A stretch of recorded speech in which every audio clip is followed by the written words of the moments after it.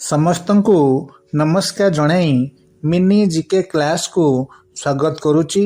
ଆସନ୍ତୁ ଟିକେ ହସିବା ଓ ହସି ହସି ପ୍ରଶ୍ନଗୁଡ଼ିକର ମଜା ନେବା। ପ୍ରଶ୍ନ ନମ୍ବର 1। ଭାବ ଯେ ଆପଣ ଗୋଟେ ଅନ୍ଧାର ବନ୍ଦ ଘରେ ଅଛନ୍ତି। ସେଠାରୁ ଆପଣ କେମିତି ବାହାରିବେ?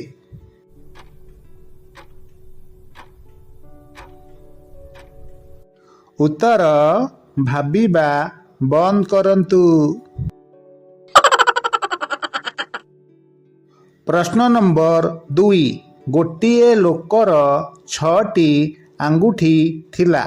ତାକୁ ସବୁ ଲୋକ ସୋନୁ କ'ଣ ପାଇଁ ଡାକୁଥିଲେ?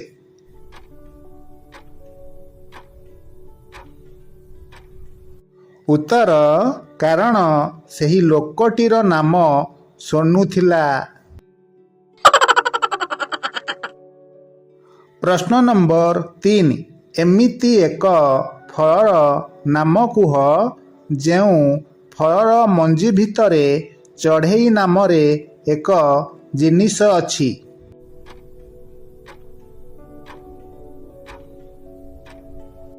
ଉତ୍ତର ଆମ୍ବ।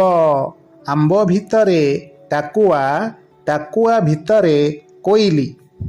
ପ୍ରଶ୍ନ ନମ୍ବର 4।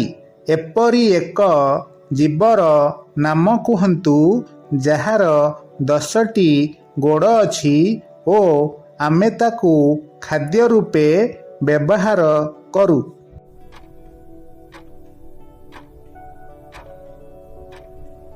ଉତ୍ତର କଙ୍କଡ଼ା। ପ୍ରଶ୍ନ ନମ୍ବର 5। ଗୋଟିଏ ବରଗଛ ମୂଳେ ଅନ୍ଧ, ମୂକ, କାଲା ଓ ଛୋଟା 4 ଜଣ ବସିଥିଲେ। ଗଛରୁ 2ଟି ଆମ୍ବ ଖସିଲା। ତେବେ ଆମ୍ବ ଆଣିବା ପାଇଁ ପ୍ରଥମେ କିଏ ଯିବ?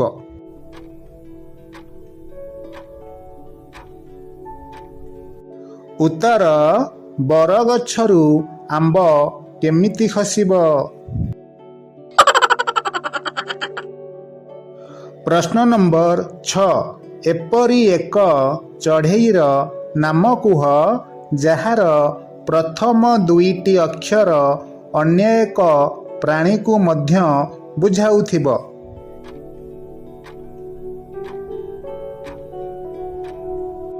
ଉତ୍ତର ଗେଣ୍ଡାଳିଆ। ପ୍ରଶ୍ନ ନମ୍ବର 7। ଏପରି ଏକ ଜିନିଷର ନାମ କୁହ ଯିଏ ପ୍ରତ୍ୟେକ ଖାଦ୍ୟକୁ ସ୍ୱାଦିଷ୍ଟ କରାଏ ଏବଂ ଆବଶ୍ୟକ ସ୍ଥଳେ ପ୍ରତ୍ୟେକ ଖାଦ୍ୟକୁ ସ୍ୱାଦହୀନ ମଧ୍ୟ କରାଏ।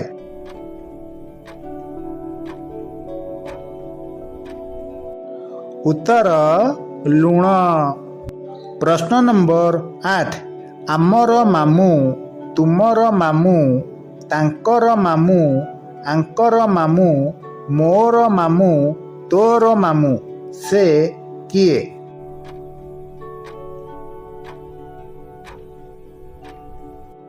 ଉତ୍ତର ଜହ୍ନ ମାମୁଁ।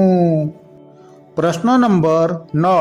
ଜଣେ ଲୋକ 3 ଟଙ୍କାରେ ନଡ଼ିଆ କିଣି 2 ଟଙ୍କାରେ କିଛି ଦିନ ବିକିଲା ପରେ ସେ କେମିତି ଲକ୍ଷପତି ହେଲା?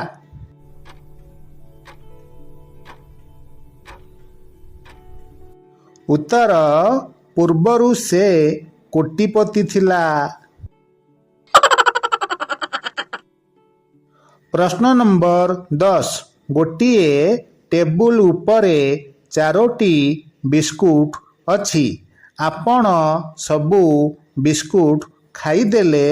ଟେବୁଲ ଉପରେ ଆଉ କ'ଣ ରହିଲା? ଟିକେ ଭାବନ୍ତୁ ଓ ଉତ୍ତରଟି ଜାଣିଥିଲେ 5 ସେକେଣ୍ଡ ମଧ୍ୟରେ କମେଣ୍ଟରେ ଲେଖନ୍ତୁ।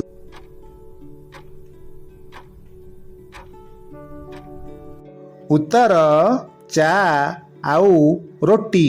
କାରଣ ଟେବୁଲ ଉପରେ ଚା, ରୁଟି ଏବଂ ବିସ୍କୁଟ 3ଟି ଆଇଟମ ଥିଲା। ଆପଣ କେବଳ ବିସ୍କୁଟ ଗୁଡ଼ିକୁ ଖାଇଦେଲେ। ତେଣୁ ଟେବୁଲ ଉପରେ ଆଉ ଦୁଇଟି ଆଇଟମ୍ ଅର୍ଥାତ୍ ଚା ରୁଟି ଅଛି। ଆପଣମାନଙ୍କ ପାଇଁ ମଜା ପ୍ରଶ୍ନଟିଏ, ଏମିତି କେଉଁ ଫଳ ଅଛି ଯାହାକୁ ଲୋକମାନେ ଖାଆନ୍ତି କିନ୍ତୁ ତାହା ଗଛରେ ଫଳେନି କି ପୂଜାରେ ଲାଗେନି? ଉତ୍ତରଟି ଜାଣିଥିଲେ କମେଣ୍ଟରେ ଲେଖନ୍ତୁ। ଧନ୍ୟବାଦ।